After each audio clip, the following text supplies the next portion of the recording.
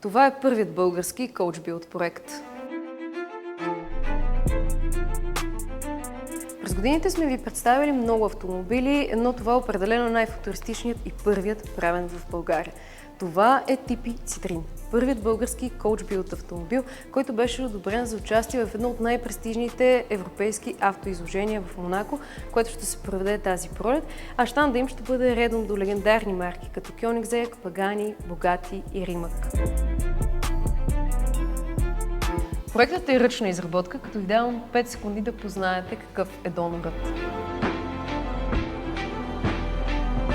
BMW M6 с легендарният V10 двигател.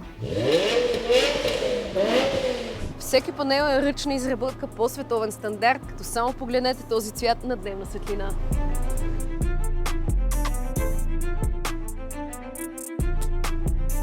И ако за някой от вас тези форми изглеждат прекалено футуристични, знайте, че това е стандартът в коучбилдинга.